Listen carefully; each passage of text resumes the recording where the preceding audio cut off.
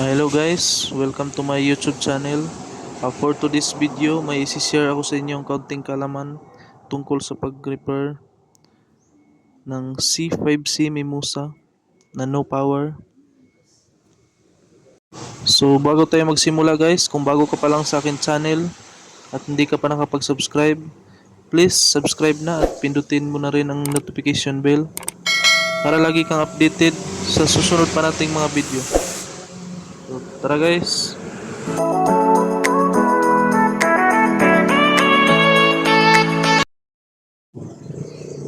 So ayan guys, isaksak po natin. So ayan, umilaw na po yung indicator ng PoE adapter.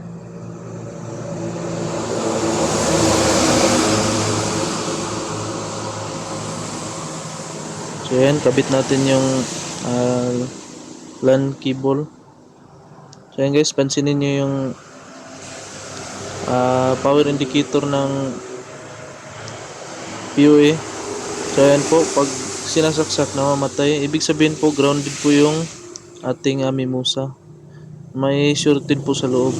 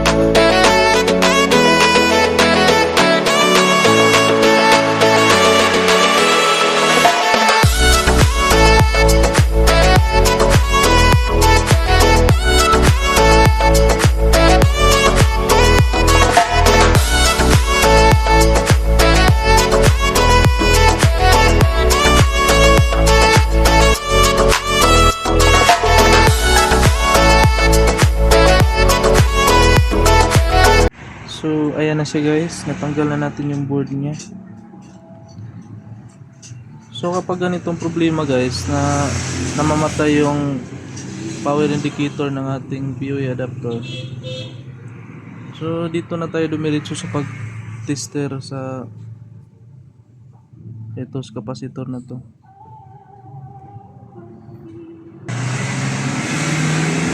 Kasi itong side na to guys, ito yung back converter niya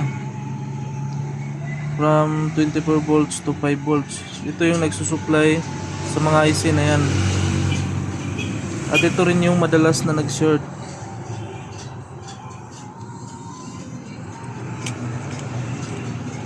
So yung tester natin, iset lang natin sa buzzer.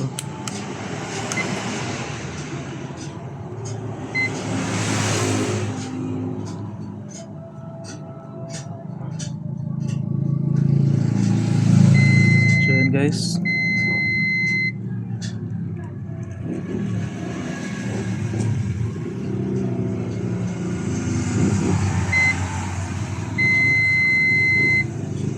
So ayan po, kumpirmado. Shorted nga po.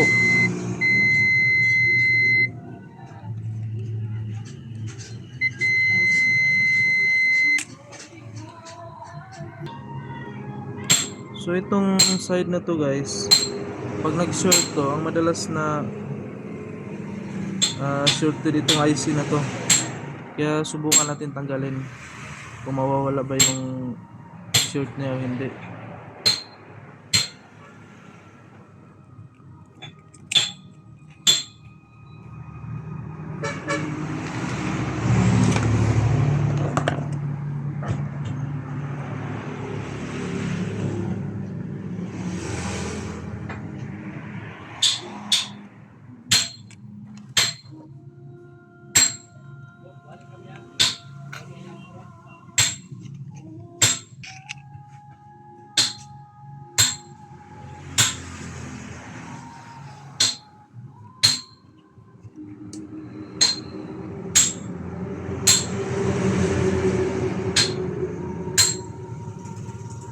So gagamit tayo ng hot air para matanggal natin itong IC na to.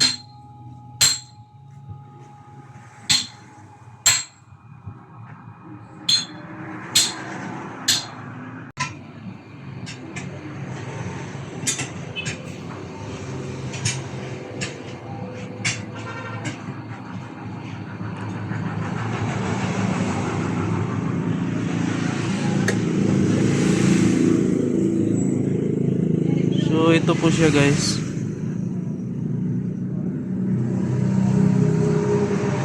So ngayon, subukan natin testeran ulit yung itong kapasitor na to. Kung nawala na ba yung shorted.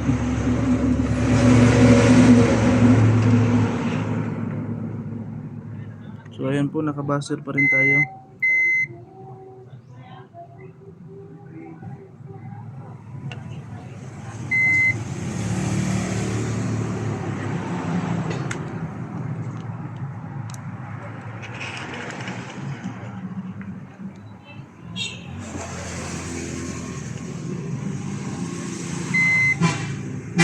So ayan po, wala na po siyang shortage. So ibig sabihin yung IC na yun lang po ang problema.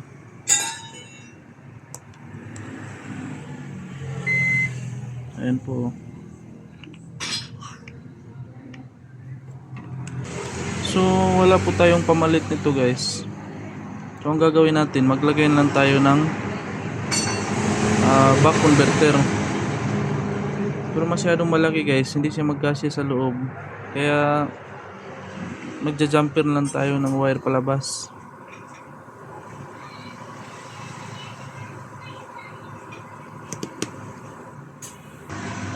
So tatlong wire lang naman ang kailangan guys. Isang input, ground, tsaka output.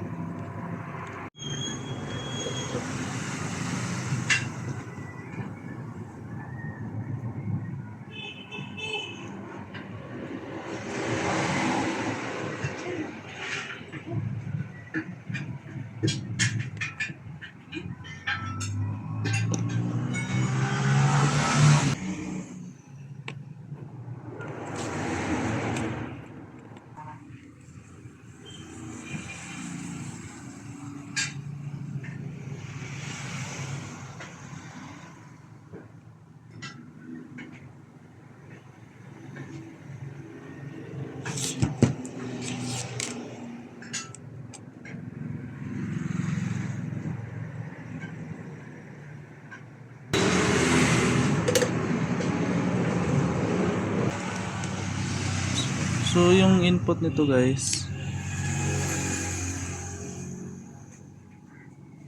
bali iinang po natin dito.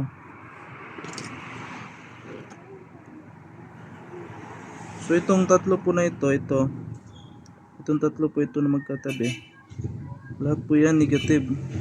At ito naman po dalawa, positive.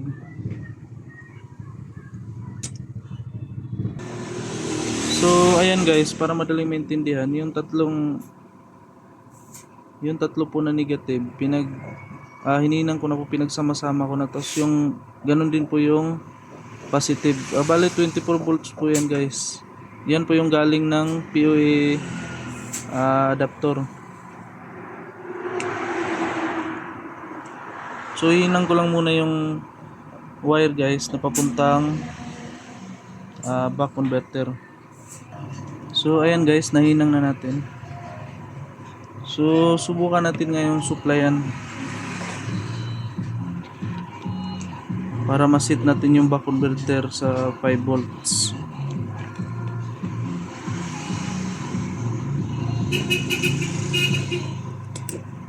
So ayan po, yung power indicator po ng POA adapter, hindi na po siya namatay. Tapos yung buck converter po natin, ayun po, umilaw na po. So ayan guys, nakaset na siya ng 5 volts. So wala na tayong babago. So para sigurado tayo, gamitan natin ng tester.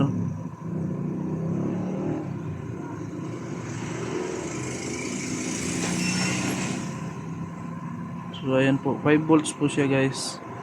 Yung input niya is ayan po, 23 volts. Yung galing po yan ng POA adapter.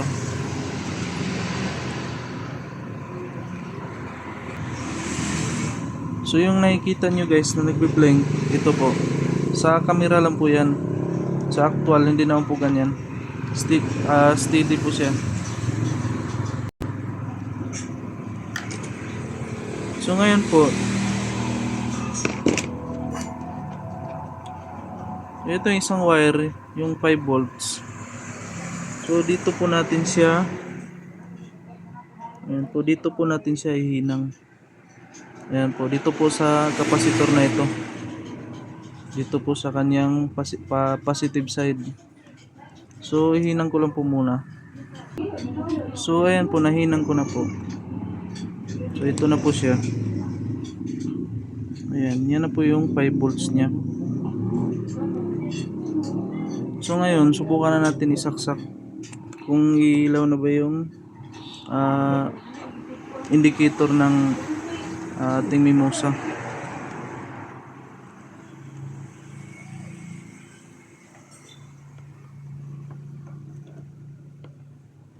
So ayan po, umilaw na po. So ibig sabihin, okay na po siya. So ayan po, bali na symbol ko na po. So ayan po siya.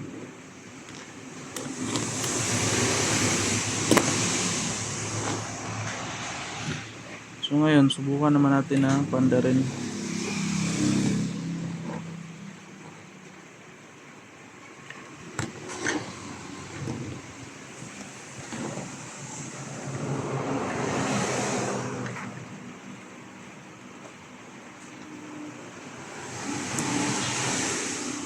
So ayan.